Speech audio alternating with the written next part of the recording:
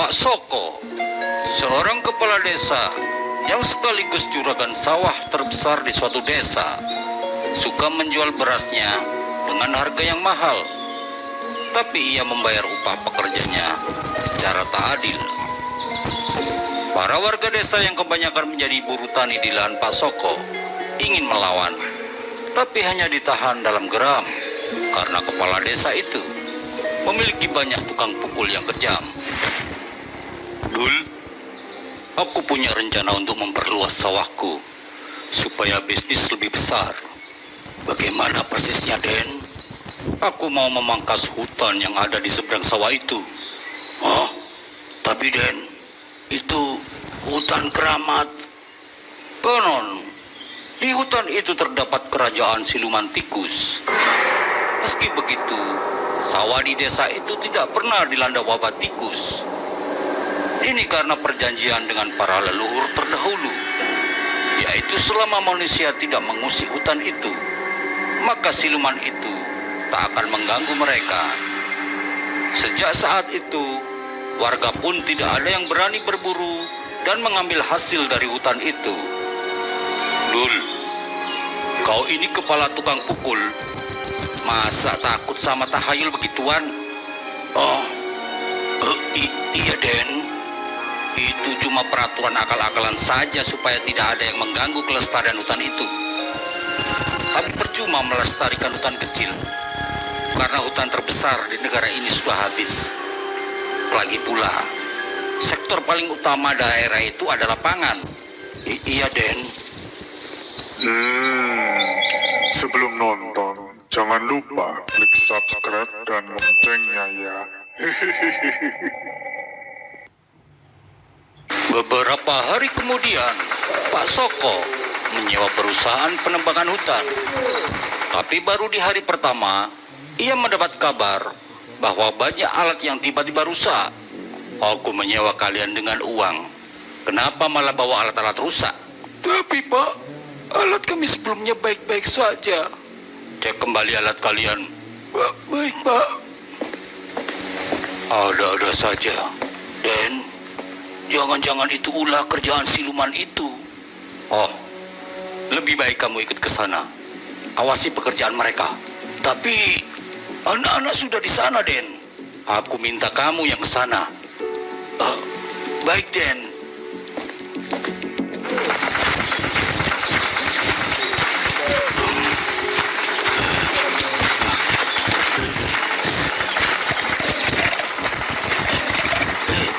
Cepat benerin alatmu. Iya, Pak. Ini saya mau coba lagi. Nyala, Pak. Ayo cepat kerjakan. Mati lagi. Kenapa kau membawa rongsokan? Tidak, Pak.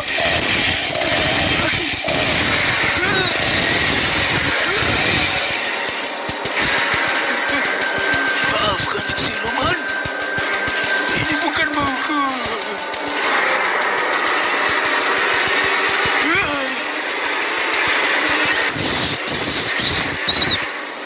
Dula segera menemui Pak Soko. Ia menceritakan apa yang terjadi. Dula, semua ketakutanmu itu karena kau sejak kecil ada di sini. Kamu sudah tersugesti dengan dongeng-dongeng orang tua. Beda denganku yang meski orang tuaku dari sini, tapi sejak kecil dibawa ke kota dan dibesarkan di sana. Hingga aku kembali ke sini lagi dan terpilih menjadi kepala desa. Tapi Den, rupa tikus itu beda dengan tikus biasa. Ia seperti punya mahkota. Kamu ini ada-ada saja. Sudah, kembali kau ke hutan sana dan awasi sampai beres pekerjaan mereka. Baik, Den. Dula kembali lagi ke hutan, tapi ia kini hanya mengawasi dari luar. Sehari setelah terlewati, tapi belum ada satupun pohon yang terpotong. Pak Soko geram, tapi ia yakin kalau besok pekerjaan itu akan membuahkan hasil.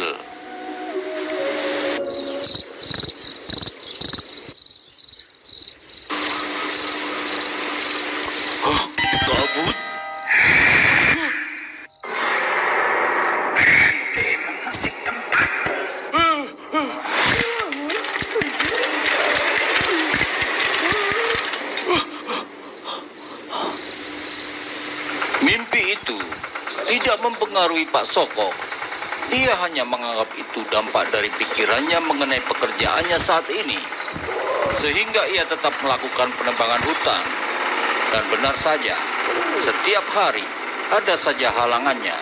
Entah tiba-tiba banyak pekerja yang kesurupan, atau datangnya kabut yang menutupi pandangan mereka. Para pekerja pun kerap dikejutkan oleh tikus-tikus yang berlarian saat mereka mencoba memotong pohon. Hingga parahnya, ada pekerja yang ditemukan pingsan setelah kaget karena didatangi tikus raksasa. Begitu, Den. Oh, dasar perusahaan tidak becus.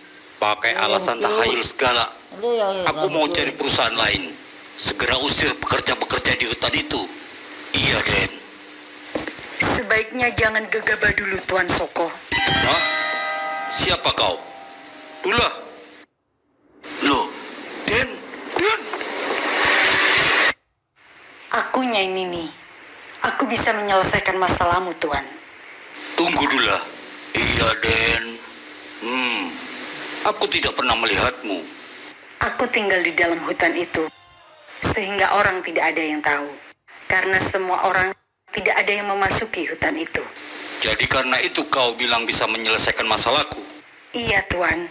Mari ikut aku ke hutan. Aku akan menunjukkan sesuatu. Entah kenapa, Pak Soko menurut saja ketika diajak Nyai Nini. Dula, ajak yang lain untuk mengawalku.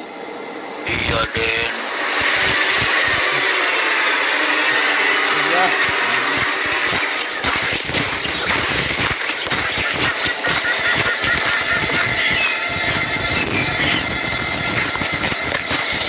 Loh, di sini ada rumah penduduk? Seperti yang Tuan lihat, di sini juga ada kehidupan yang harus dijaga. Seperti Tuan menjaga warga Tuan. Ini adalah wilayahku. Tapi kenapa aku tidak pernah tahu ada warga di sini? Karena warga di sini tidak bisa dilihat oleh semua orang. Kecuali aku izinkan. Ini tidak benar. Itu cuma trikmu. Karena kau penyusup di desaku. Akan kulaporkan kalian pada polisi sebagai warga ilegal. Dula, suruh anak buahmu menangkap mereka. Dula, kau dengar aku? Dula. Tuan tidak percaya apa yang dipercaya oleh warga desa Tuan? Aku tidak takut setan. Kalian lebih rendah derajatnya daripada manusia. Kau jangan menghina kami. Perjanjian, tetap perjanjian. Kau harus menghargainya. Daripada kami merugikan warga desa, lebih baik kau yang harus dihilangkan.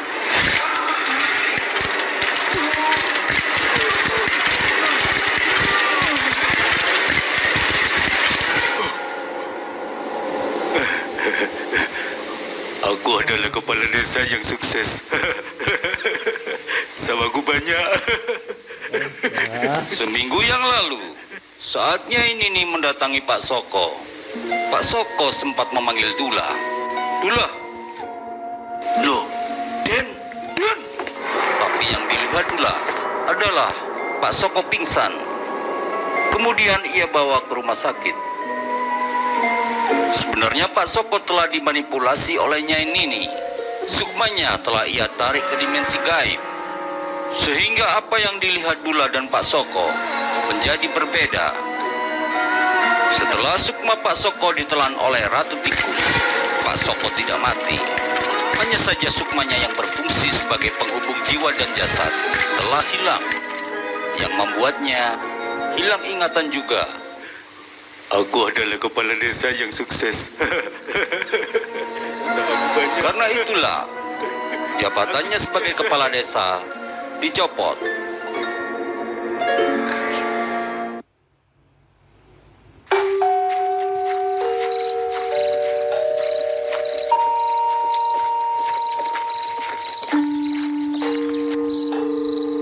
Pak, nasi goreng 5. Nanti bawa masuk ya. Iya, Mbak.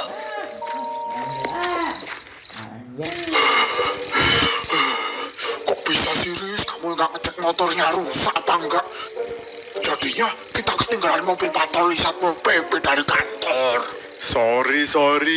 Ya nanti pulangnya aku naik ojol aja wes. Enak aja, gantian kamu yang moncol. Permisi, nasi gorengnya sudah jadi. Kemari, Pak. Iya, Mbak. Loh, Dik, kok ada rombong nasi goreng di sini?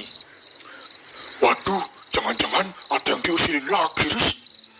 Pasti penjualnya baru jualan di daerah ini, jadi nggak tahu cerita tentang rumah ini. Permisi. Maaf, ini nasi gorengnya. Sisanya segera saya antar lagi.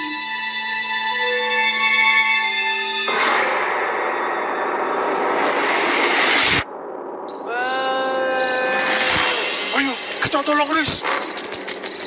Sik, kamu lupa tak? Kalau ini tuh rumah hantu Darmo.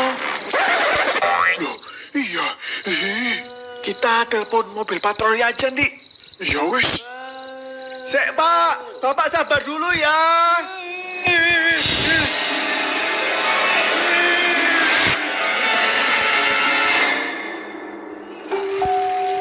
Pak Willy, seorang penjual es keliling yang menjajakan dagangannya di area sekitar kawasan Darmo di Surabaya, mempunyai seorang istri dan 4 anak. Telah lama pekerjaan ini telah ia geluti, tapi perekonomiannya tak kunjung membaik. Ia merasa putus asa dengan usahanya, hingga suatu saat, secara tak sengaja, ia ketemu dengan kawan lamanya, Pak Susilo, yang sekarang menjadi pengusaha kapal kargo. Ya wis, kamu hari Senin datang ke perusahaanku di Perak. Tak kasih kerjaan di sana. Sulit gak sil kerjanya? Kamu datang si ae, nanti bisa diajari kok. Singkat cerita, Pak Willy yang pandai berkomunikasi karena kebiasaan dagang es dulu, semakin mahir mencari klien. Hingga 2 tahun kemudian, Pak, nek perusahaan Susilo itu semakin maju karena jasamu cari klien, gajimu harus lebih besar dari sekarang. Apalagi biaya anak-anak sekolah dan lain-lain semakin besar. aku sudah minta kenaikan gaji, Ma, tapi nggak dikasih. Malah katanya, kalau tak naikno gajimu, kamu tetap aja jadi karyawan, Will. Sebagai teman lama, aku mau kamu itu jadi bos. Maksudnya, Sil, kamu bikin perusahaan aja, tapi jadi anak perusahaanku. Soalnya perusahaanku ini sudah resmi jadi anggota organisasi pengusaha di sini. Nggak bisa ya berdiri sendiri terus jadi anggota organisasi. Will, jadi anggota organisasi itu paling nggak kamu harus punya perusahaan dulu yang sudah jalan. Nek perusahaanmu ada potensi, nanti dibantu dikembangno sama organisasi, terutama masalah modal. Kalau aku jadi anak perusahaanmu, modalnya kamu kasih, Sil. 50% Will. Sudah enak itu. Ya kalau gitu, kamu buka perusahaan kapal sendiri aja, Pak. Tapi modalnya itu loh, Ma. 50%-nya dari mana? Begini, Pak.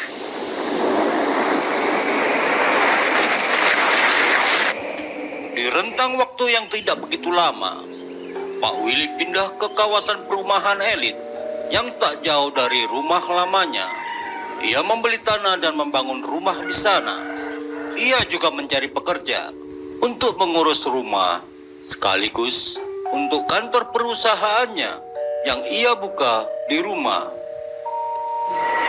Usaha Pak Willy berjalan lancar, tapi bersama itu, secara silih berganti, pekerjanya tiba-tiba sakit dan tak lama setelah itu mati. Dari karyawan Pak Willy yang kadang kala nongkrong di warung-warung, berita kejanggalan ini pun mulai beredar di kalangan warga kampung. Ini semakin memperkuat kecurigaan mereka dari Pak Willy yang tiba-tiba jadi kaya. Dan sekarang adanya kejanggalan itu, bahwa Pak Willy telah melakukan praktik pesugihan yang menumbalkan manusia.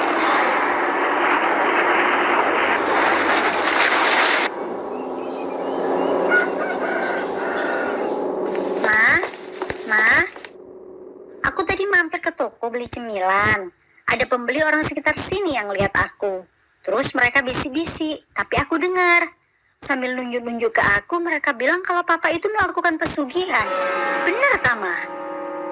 Ah, masa sih, Sir? Ini gak cuma 1-2 kali loh, Ma. Awalnya aku tahan. Lama-lama aku malu, Ma. Anak-anak Pak Willy yang lain pun mulai mendengar desas-desus itu. Pak Willy pun akhirnya mengaku, iya, Papa melakukan praktik pesugihan. Ini karena Papa ingin cari modal untuk buka usaha. Tapi yang lebih penting adalah, ini semua demi keluarga kita. Papa hanya gak mau nasib kalian kayak Papa dulu, yang serba kekurangan dan gak dapat pendidikan layak. Maafkan Papa. Ya sudah, Pak. Tapi Papa harus hentikan ini. Papa dan Mama sudah menduga saat ini akan datang.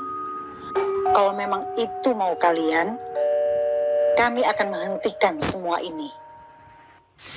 Di rumah itu, ada sebuah ruang bawah tanah yang tak boleh dimasuki siapapun, kecuali Pak Willy dan istrinya.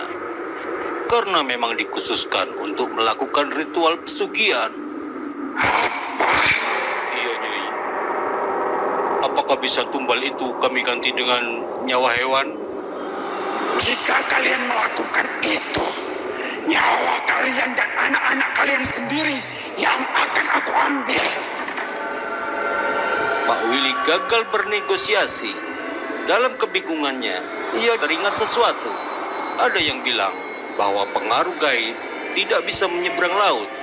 Maka ia dan istrinya berencana untuk mengungsi keluar pulau dengan alasan ke anak-anaknya bahwa mereka akan berlibur ke Bali. Waduh, Will, kok bisa kamu bikin pesugihan? Iya, Sil, aku sudah gak ada cara lain lagi. Makanya aku balikin perusahaan ini ke kamu. Dan aku minta tolong pinjam kapal pesiarmu. Oh, oke, Will. Cuma itu yang bisa aku bantu, ya. Untuk masalah pesugihanmu, aku angkat tangan. Dan hari itu pun tiba. Pak Willy dan keluarganya pergi menaiki kapal pesiar.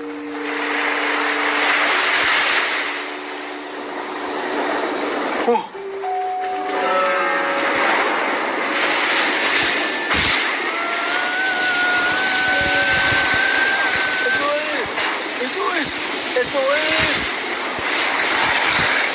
Kalian tidak akan bisa lari dari aku.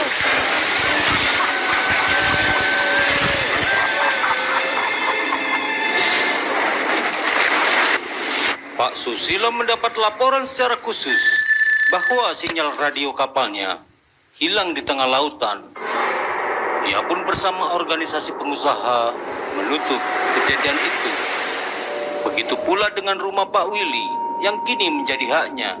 Ia biarkan begitu saja untuk membuang sial, dan lambat laun rumah itu pun rusak dan menjadi angker. Ini mobil patroli ini kok nggak datang-datang sih? Iya, kasihan bakul nasi goreng ini. Setan! Orangnya harus keluar sendiri, Riz. Berarti tugas kita selesai nih. Riz, itu.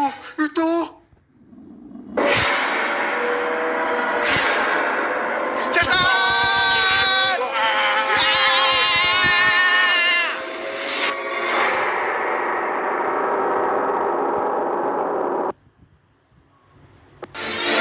Satu, dua.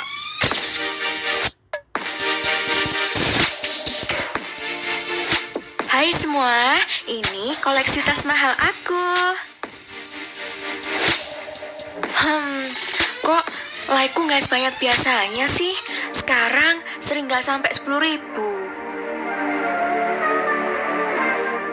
Ih, komennya. Pakai barang mewah doang gini is so leisure. Yang hits kayak cewek ngoding dong. Dasar mulutnya netizen ini, sampah semua. Siapa sih ini? Cewek ngoding? Gila, ini dia sudah sampai 200.000 followers. Padahal masih 3 post. Wah, aku kalah jauh. Postku sudah ribuan gini, baru 100.000 followersnya. Emang apa sih kelebihan dia? Oh, dia bisa bikin filter-filter serem gini dan dibagikan gratis. Yah, pinter juga sih dibandingin aku yang cuma jual tampang dan pamer barang. Ih, nyebelin. Aku harus telepon Hendra nih. Halo, kenapa Say? Minta di-repost lagi ya fotomu di Lambe Sosialita, biar makin banyak followernya. Ya harus dong, Say. Kan akun gosip Lambe Sosialita kamu followersnya jutaan. Wajib bantuin pacarnya dong. Wah, tumben ngerayu-ngerayu gini. Pasti ada maunya nih. Tahu aja sih, itu loh, Say. Masa aku dibandingin netizen sama cewek ngoding? Sebel nggak sih? Bantuin dong, jadiin dia berita jelek atau apa gitu deh. Oke Beb. Udah lama juga nih nggak jatuhin orang. Butuh korban juga biar makin rame akun gosipku. Ya sudah, aku lihat-lihat dulu profilnya. Tungguin aja beberapa hari ya.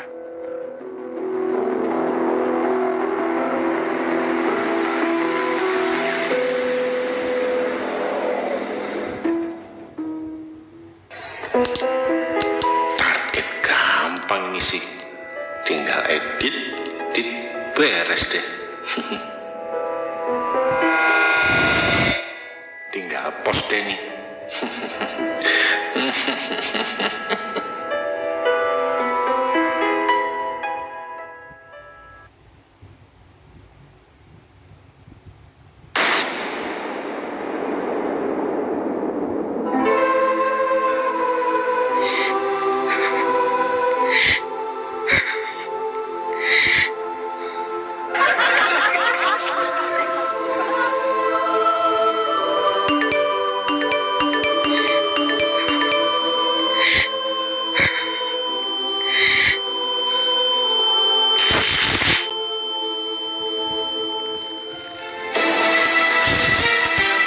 Seorang selebgram dengan ratusan ribu follower pagi ini ditemukan meninggal oleh keluarganya. Masih belum ada pernyataan dari polisi sebab meninggalnya selebgram tersebut. Akan tetapi, rumor yang beredar, ia mengakhiri hidupnya setelah 1 minggu belakangan ini dihujat oleh warganet. Karena fotonya yang beredar di media sosial saat tengah berada di sebuah klub malam.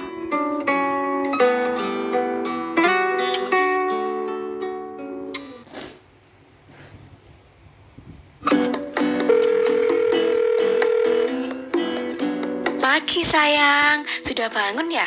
Sudah mandi belum? Belum nih. Nanti aja sekalian habis nge-gym deh. Enak pagi-pagi nge-gym, masih sepi biasanya.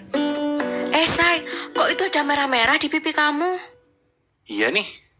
Nggak tahu bangun tidur kok tiba-tiba ada jerawat besar gitu. Kok bisa ya? Coba dikasih obat jerawat, Say. Iya sayang. Nanti habis mandi aku kasih obat jerawat deh.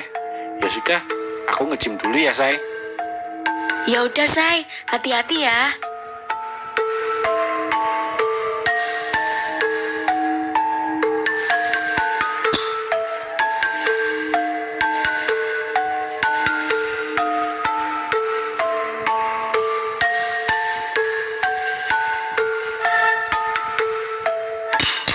Duh, ini kok gatel banget ya? Hah? Kok berdarah?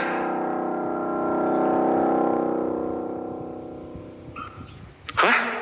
Kok jerawatnya makin besar gini? Berdarah lagi? Apaan sih ini?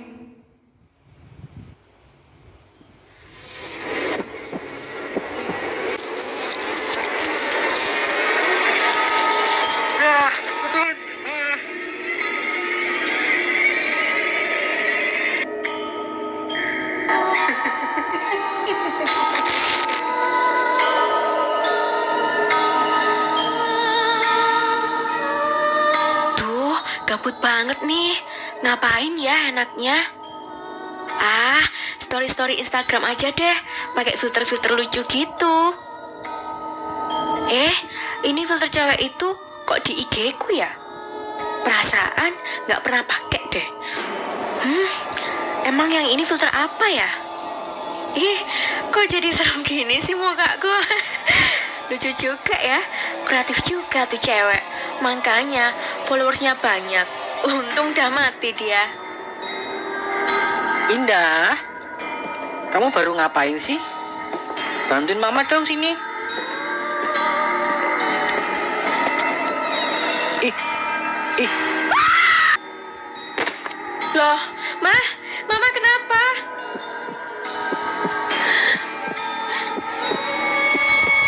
Hah? Wajahku, tidak, kembalikan wajahku, tidak, wajah cantikku.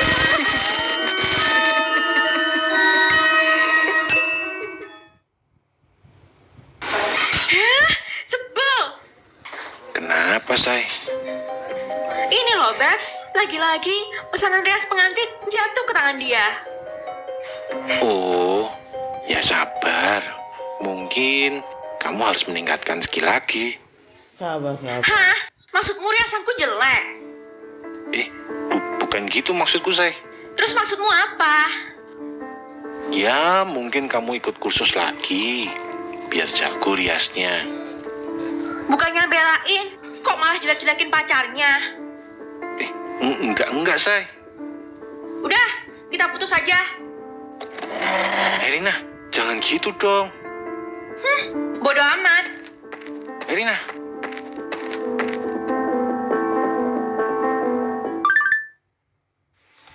Jin. Lihat deh, Sinta pamer hasil rias lagi di medsos. Ih, norak banget. Ya tahu nggak, Eke kok merasa Desa agak aneh ya? Maksudmu aneh gimana? Iya, Eke kok merasa ada sesuatu di diri Sinta.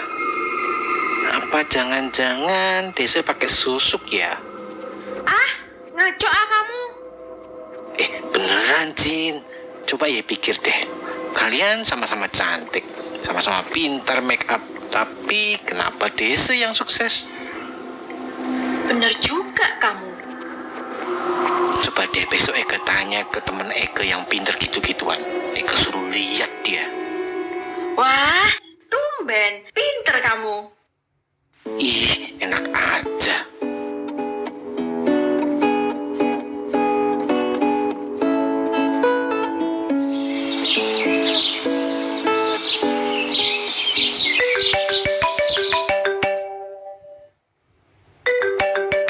Kenapa, Tom? Jin, bener kan dugaan Eke? Hah? Maksud kamu? Iya, Eke sudah tanya sama teman Eke. Sinta pakai susuk tuh di mukanya. Makanya kelihatan glowing-glowing gitu. Yang benar kamu. Wah, pantas aja orderan jatuh ke tangan dia terus. Terus kata teman kamu gimana, Tom? Yaudin, besok Eke temenin Ye ke rumah teman Eke ya, biar Ye bisa tanya-tanya langsung. Wah, boleh. Ya udah, sampai besok ya.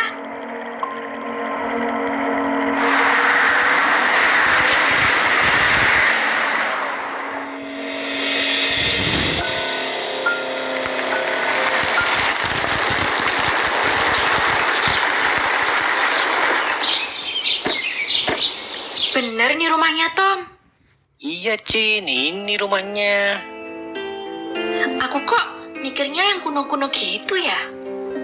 Enggak lah, zaman sekarang paranormalnya modern-modern, canggih-canggih, Cin. Namanya Mbak Yul. Ya udah yuk, masuk yuk.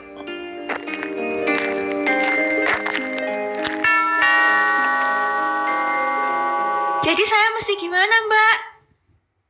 Ya, mau nggak mau, kamu juga harus pasang susuk supaya bisa bersaing dengan orang itu. Hah? Saya pasang susuk, Mbak? Nggak apa-apa, Cin, pasang aja. Nggak kenapa-kenapa kok. Eke juga udah lama nih pasang. Oh, pantas kamu sering dapat sugar daddy. Ternyata gara-gara susu. Ih, enak aja. Atau kamu mau yang lebih kuat? Hah? Lebih kuat? Iya. Kalau ini saya berani jamin, nggak lama pasti usaha rias wajah kamu langsung melejit. Yang itu aja, Cin. Tapi ada syaratnya. Syarat? Kamu harus merelakan kesucianmu. Kesucianku? Iya, aku akan memanggil jin yang akan membantu usaha kamu. Kamu harus mau bersetubuh dengan jin itu. Nggak mau aku. Gak apa-apa, mau aja, Cin. Nggak ada yang tahu juga kok. Tapi Gimana? Mau nggak? ya udah, mau aku, Mbak. Oke. Besok malam Jumat kamu mandi air kembang 7 rupa. Lalu tidur memakai baju putih. Jin itu akan mendatangimu. Lalu Kamu nggak akan merasakan apa-apa. Yang jelas setelah itu usaha kamu pasti akan melejit. baik, Mbak. Terima kasih.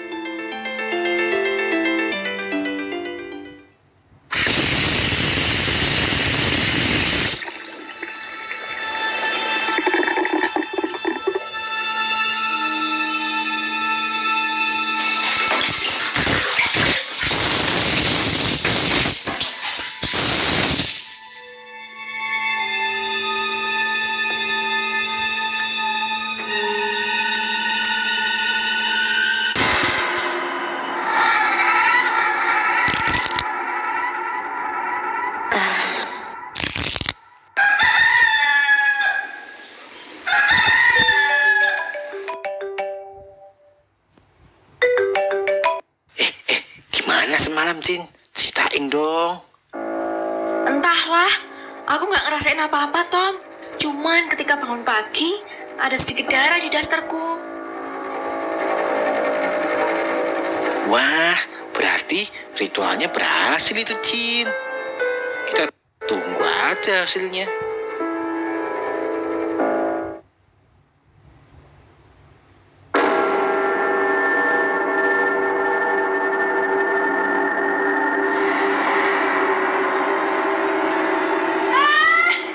Tidak, pergi!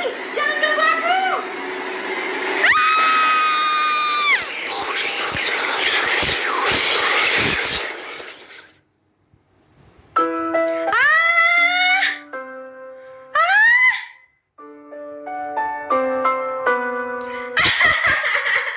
Aku sukses! Aku sukses!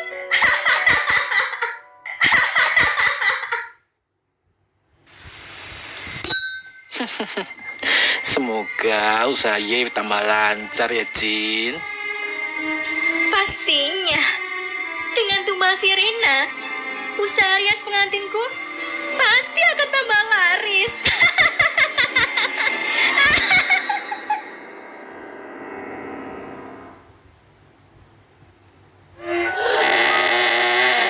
Mendengar itu, Arum langsung ketakutan dan Arum pun segera memainkan biolanya. Dan betul saja, begitu dimainkan, suara-suara aneh itu menghilang. Sebelum nonton, jangan lupa klik subscribe dan loncengnya ya.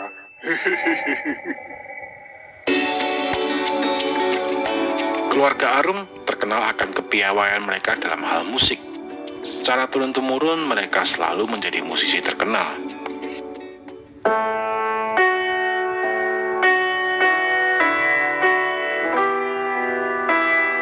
Anissa, kakak Arum, sudah membuktikan bahwa ia juga berhasil dalam bidang musik dengan menjadi seorang pianis terkenal yang sudah berkali-kali diundang untuk konser di Eropa. Tentu saja orang-orang sekitar juga mengharapkan Arum untuk bisa sesukses kakaknya atau anggota keluarga lainnya dalam hal musik. Si Anissa hebat banget ya, udah bisa tur konser keliling dunia. Iya, si Anissa bukannya punya adik ya, Jeng? Kok nggak pernah kelihatan? Padahal dulu waktu si Anissa masih kecil, udah sering diajak bapak ibunya buat isi acara penting gitu.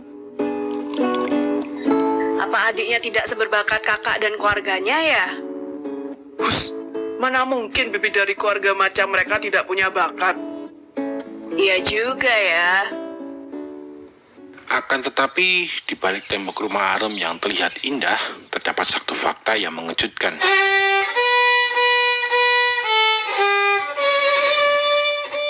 Di mana Arum ternyata tidak bisa memainkan alat musik seperti keluarga yang lain. Seberapa banyak pun ia latihan, tetap saja hasilnya tidak pernah memuaskan kedua orang tuanya. Gimana mungkin anak dari keluarga Wijaya tidak bisa memainkan alat musik? Bikin malu keluarga aja.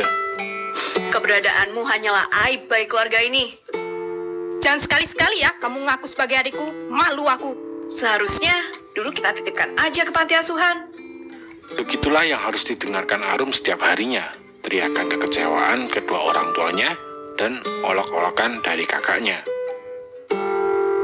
Bahkan, karena takut orang-orang tahu bahwa Arum menjadi noda bagi nama keluarga, ayah dan ibu Arum memutuskan untuk menghomeschoolingkan Arum. Jangan harap kamu bisa keluar dari rumah ini.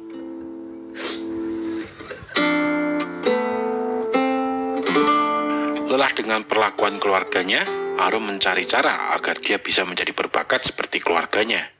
Hingga suatu hari, Arum menemukan toko online yang menjual biola aneh. Biola Starfinx. Kok aku nggak pernah dengar merek ini ya? Penjualannya lagi online. Coba aku tanya aja.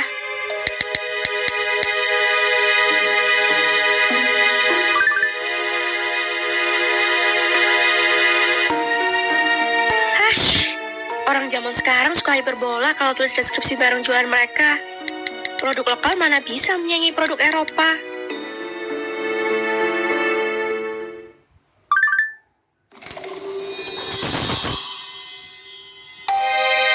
Bagaimana dia bisa tahu? Tapi jika benar adanya, aku bisa keluar dari penderitaan ini. Arum akhirnya memutuskan untuk memesan biola itu. Non Arum, ini ada paket, Non. Hah? Paket? Iya, Non. Tadi ada yang ketok-ketok pintu. Begitu saya buka, kok cuma ada paket ini aja. Makasih ya, Mbok. Iya, Non. Saya balik ke dapur dulu ya.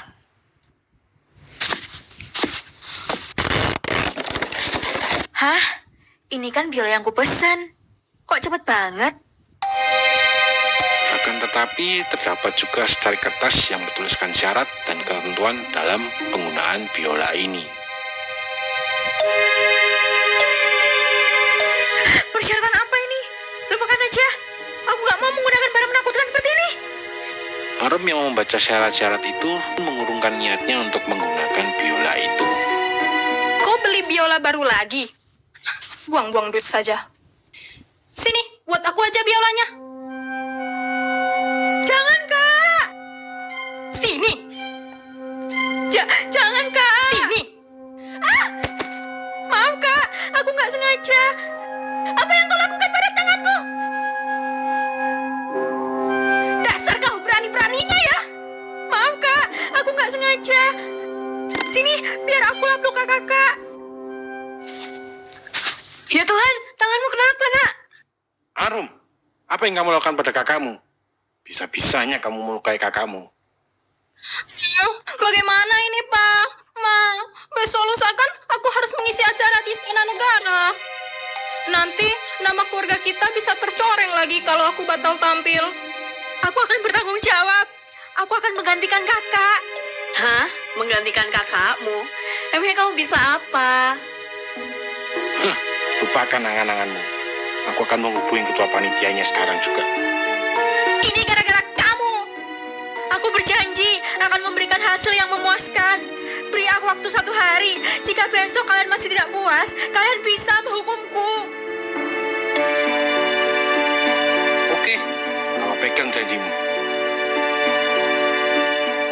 Arum langsung mengambil sapu tangan yang tadi digunakan untuk menutup luka Anissa.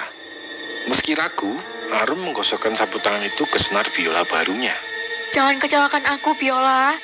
Hanya kau satu-satunya harapanku sekarang. Arum pun mencoba memainkan biola itu, dan benar saja, dengan lancar dan indahnya, ia berhasil memainkan biola itu. Akhirnya aku bisa menyaingi Kak Anissa. Dengan biola ini, aku akan menutup mulut keluargaku yang selalu menghinaku.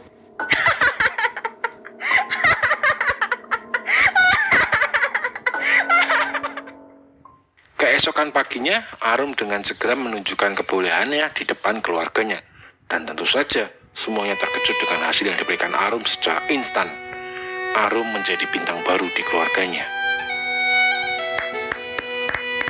Luar biasa. Sudah kuduga, anakku nggak mungkin nggak berbakat di bidang musik. Didikanku tidak akan pernah gagal. Ibu tahu kau pasti bisa, Nak. Dasar keluarga munafik. Lihat saja, aku akan melebihi kalian. Paling cuma beruntung. Terima kasih untuk darahnya ya, Kak. Sejak saat itu, kepopuleran Arum terus meningkat. Prestasi Arum bahkan melebihi Anissa kakaknya.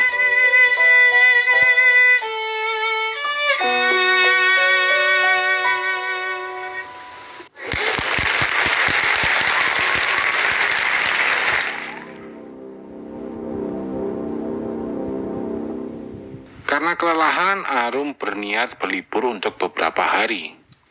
Namun, ia teringat syarat pemakaian biola Starving yang harus dimainkan terus-menerus.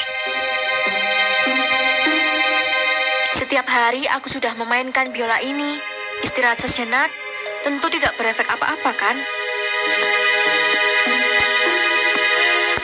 Benar saja, baru 1 hari biola itu tidak dimainkan, langsung terdengar suara gesekan biola yang sumbang dan disertai tangisan.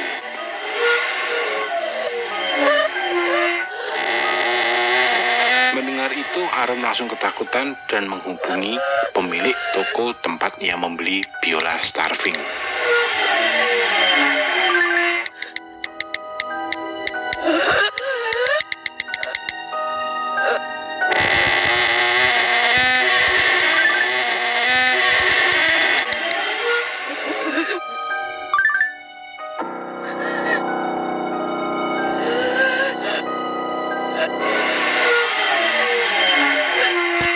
Arum pun segera memainkan biolanya, dan betul saja, begitu dimainkan, suara-suara aneh itu menghilang.